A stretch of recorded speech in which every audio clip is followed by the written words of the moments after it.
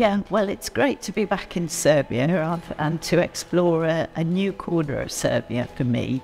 So I've been impressed with what I've seen so far. I mean, the winery is spectacular. The architecture is quite unique and, you know, distinctive compared to other parts of Serbia that I've visited already. So, yeah, and I've been impressed with the wines. I was impressed with them before I came because I've tasted them many times and judged them in competitions, and so it's nice to actually be here and experience the place.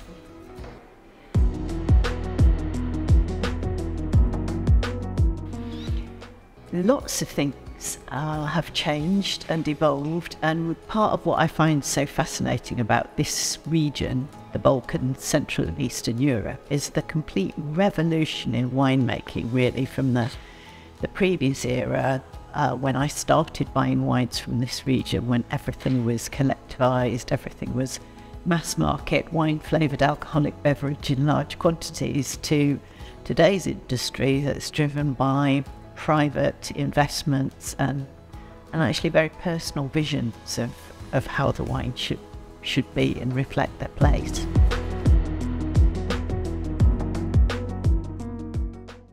Well, I think that international grape varieties are a really important part of actually understanding a place on a global scale, because everybody knows what a good Merlot or a good Cabernet or a good Sauvignon should taste like. So it gives you a perspective as to how good Serbian terroir is for those grape varieties. And I think they're great varieties as well because they do have this ability to reflect terroir. And I do feel that there is something that, I'm seeing in the wines that I've tasted so far that is a reflection of this place. And I'm really liking the thinking of this winery and the winemaker about understanding the micro locations and putting those micro locations into the bottle and ultimately into the glass, which I think is a really important step for Serbian winemaking.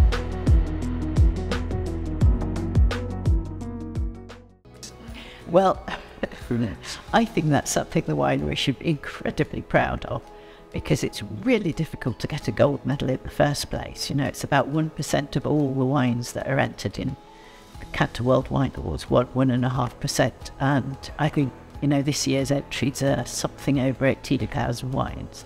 So to get a gold medal for any wine is a real achievement.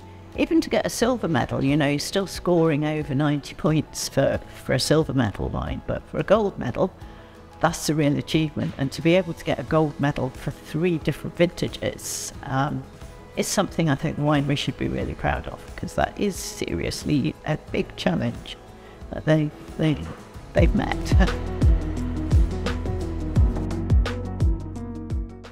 I love trying to think of them, yes.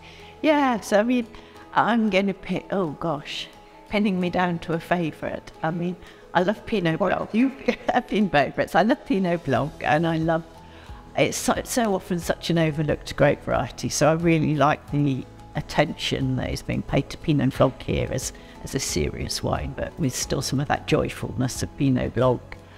I think the Sauvignon is also really special, and I really like Sauvignon in Central Europe because it manages to tread that balance between aromatic expression and having fruit weight on the palate that, I think is quite special to this part of Europe. And on the reds, I particularly like the Cuvée No. 1 2019. It's a beautifully balanced and harmonious, very classic wine. And I think the Merlot from the parcel selection of Old Vines is, and generally Merlot is a grape that I wouldn't put as one of my favourites, but that is a particularly nicely done wine. Beautiful acidity to balance fruit.